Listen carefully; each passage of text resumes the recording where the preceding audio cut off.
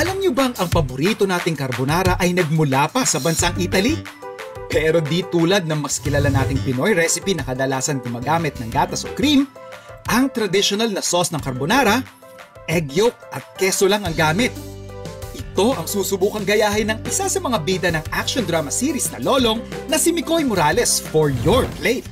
Hello Food Explorers! Ako si Mikoy Morales at ngayon mag-share ako ng isang recipe. Isa to sa mga paborito kong gawin at kainin. Ito yung carbonara na egg yolk base. Una muna, ang pinaka-main ingredients natin dito ay yung pasta, yung egg, tsaka yung meat natin. Para sa ngayon, ang gagamitin natin na meat ay ham.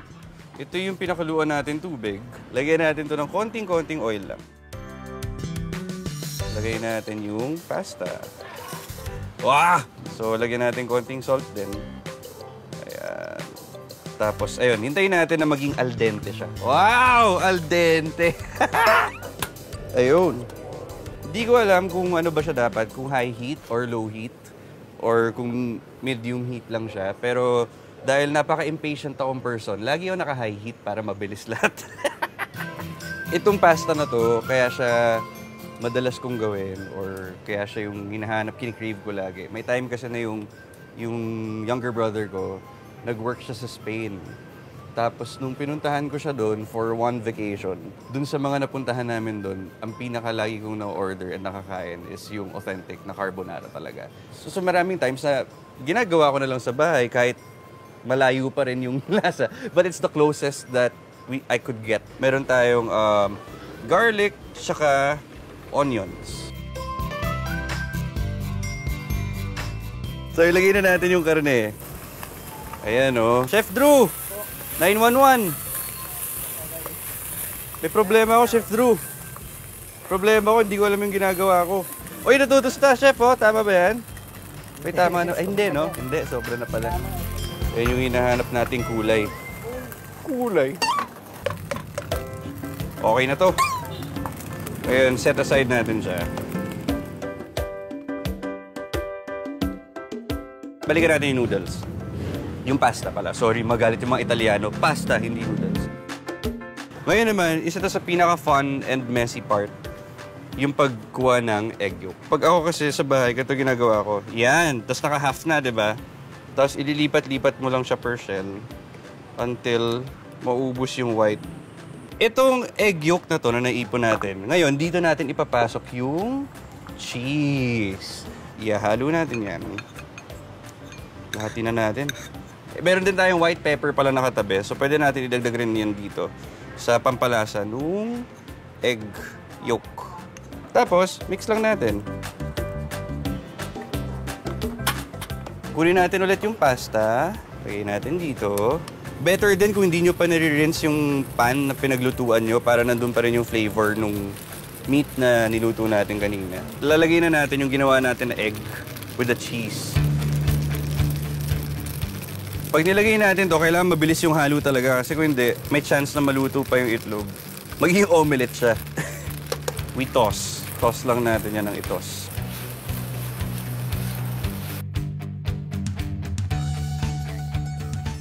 Ayan! So kita nyo, nagbasa siya and nagkaroon siya ng cream nang hindi natin siya nilalagyan ng any cream. Egg lang talaga ginamit natin and water. Papasa naman kaya ang attempt niyang gumawa ng legit na carbonara? Pwede. As easy as 1, 2, 3, di ba? Kita nyo naman, napakadali. Hindi pa ako chef dyan, ha? Pero game, cheers kung gusto nyo gawin. Sarap! I heard kasi they have very exciting ingredients na I'm very familiar with. Kaya ako naman yung magluluto para sa kanila.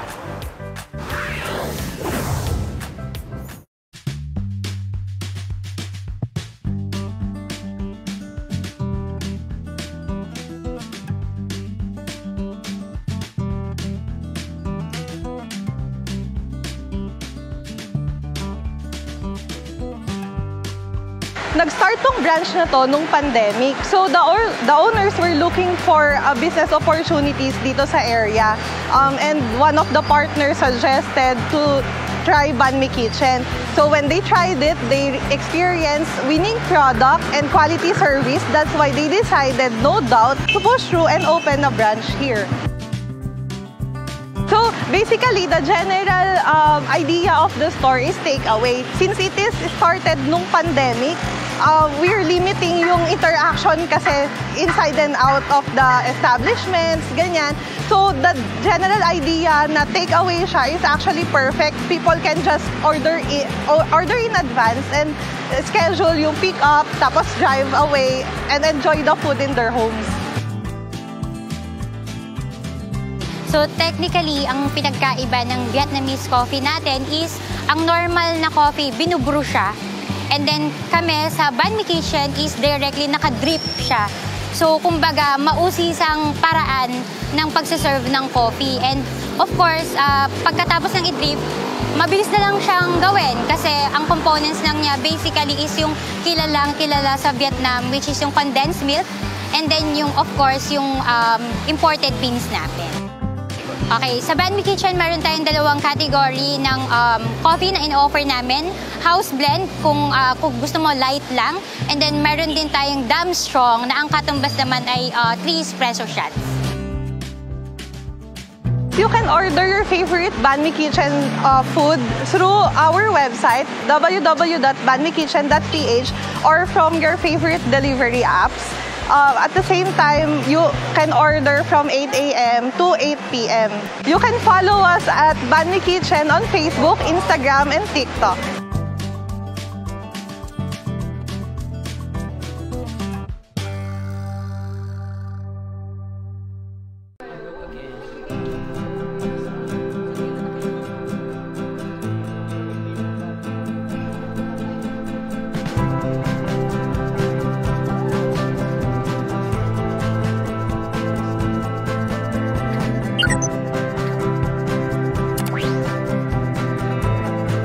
Grabe naman yung I made it. I think it came in different times. Hindi yung one defining moment that I made it.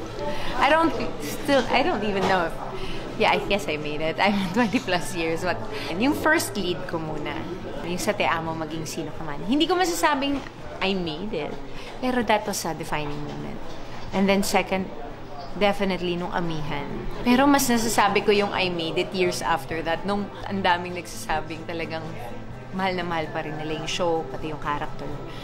Ang daming moments in my life, in my career, na pwedeng, parang bawat role, nag-dar na ako. Nung, I don't know, nung nag-theater ako.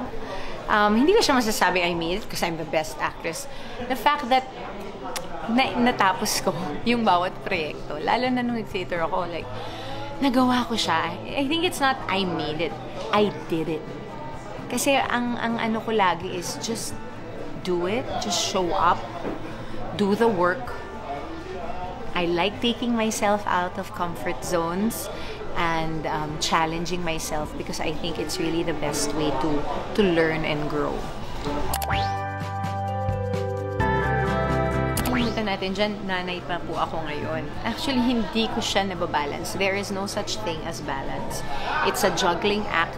Siguro, let's think of it as parang a dance. May rhythm. Yan, syempre, pasadala ko yung knife bag ko. Kahit saan kusina mo ako dalhin, laban tayo dyan. So, may kitchen raid tayo ngayon. And I heard kasi they have very exciting ingredients na I'm very familiar with. Kaya ako naman yung magluluto para sa kanila. Linagtit, meron tayo dito yung Mickey version namin sa norte. Pero kailangan ito ng soup, kailangan ito ng stock. So yun yung isa sa mga ipe-prepare muna natin. So I have here boiling water. Dagdag lang tayo ng mga konting pampalasa doon sa ating stock. So we have here leeks. Meron tayo ditong celery leaves. Lagay lang natin doon sa ating pot. Yeah. So yung dish natin, just like yung aming cuisine sa Mountain Province, simple ingredients, limited, hindi kami masyadong marikado. So it's more of highlighting lang talaga yung mga main ingredients natin, which is yung itag, tsaka yung ating noodles na linadit. So we have our smoked meat, smoked and cured meat. So we're just gonna get a portion, thinly sliced, para mas mabilis din natin siyang maluluto. Ayan o, makikita ninyo yung fermentation na nangyari, yung curing process. That is the smoke ring. Ibig sabihin hanggang doon nakapenetrate yung essence ng ating smoke. Yan. So that is an assurance na malasang-malasa yung ating kiniing. And then, yung ating inasinan. So, slightly smoked din siya. We're just gonna remove yung buto na part. We can add it to our stock later on. And ito lang din, since mabilisan yung lutong gagawin ko, I'm just going to remove. Kung makikita ninyo, native na baboy yung gamit. May itim-itim pa yung balahibo. So, that's a confirmation na native na baboy yung ginamit nila for this etag. Tatanggalin ko lang yan kasi masyadong matigas yan para ihalo sa gantong klase ng luto. And unless na lang, ipa-pressure cook mo siya or matagalan yung recipe, then you can use the rind. Let's remove that, save it. Pang stock yan. And then thinly slice din natin. And then we have some onions, of course. So, mise en place ko okay na. That tells you na ready na ako magluto. So, squeeze bottle, oil. And then we're going to render yung taba ng ating itag. So, we have here yung slightly smoked at saka yung kiniing or yung ating smoked itag. So, ito yung advantage mo when you have your stock pot right beside your main pan. Pag kailangan mo ng stock, salo ka lang the glaze. So I'm just going to add in some onions, some celeries, and leeks. So habang pinapalambot pa natin yung ating itag, that's a perfect time na ilagay din natin yung ating linadit. So medyo matagal ito lutuin. So by the time na maaabot na nila yung tamang serving time nila or consistency, eh sabay-sabay silang maluluto.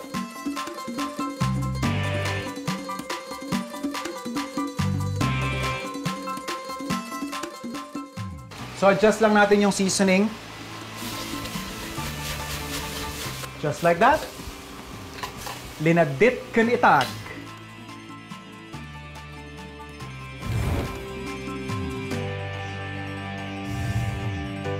Nakapudpudutan na ang mga ingredients mula sa kusina mo. Ed, kamusta ngayon?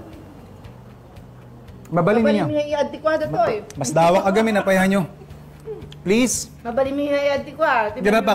Papay, dyan menu nyo, parang sinabawan. Yun yung sinaserve nyo rito. Wen, Cordillera noodle soup di tawag mi. Pwede tayong buwan. Wen, mabaling gayong mawan di sabaw na yan. Buwan. I think, simple lang to. Kahit kanino ko to i-serve, I dare say walang magsasabing hindi to masarap eh. Oo. Di ba? Hello po. Welcome to the White Dome Cafe. The White Dome, I would say this is one of the most unique cafes na napuntahan ko.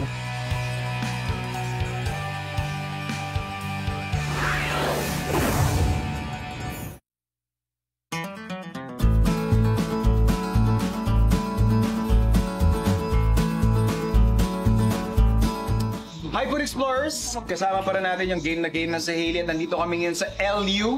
Yes! Specifically, sa Kadwa Cafe, home coffee, pero syempre, hindi lang coffee ang meron sa kanila. Mayroon din silang food na siniserve dito, Yep. guys. Kagaya na itong burger! Naikwento sa atin ni Sir Govino kasi nung nasa school pa siya, ito yung isa sa mga binibenta niya. Yes. Ayan. So, Gumagawa siya ng mga sandwich doon. yes. Ayan. So ngayon, binitbit niya na may sarili na siyang pwesto, which is sa bahay nila. Sa ngayon, abangan natin yung Coming soon. coming soon nila. Alam niyo, mayroon sabi na dapat daw, kapag first date, huwag daw burger yung kainin, chef. Oh. Kasi, Pero kukontrahin ko yun ha. Pag first date, gusto mo makita kung paano niya inaatake yung burger. or paano ka-messy, kung gaano siya ka-comfortable.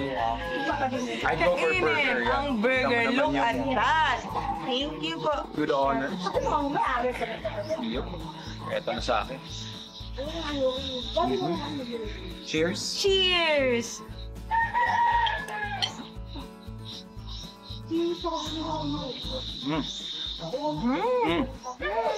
May mushroom yung sauce.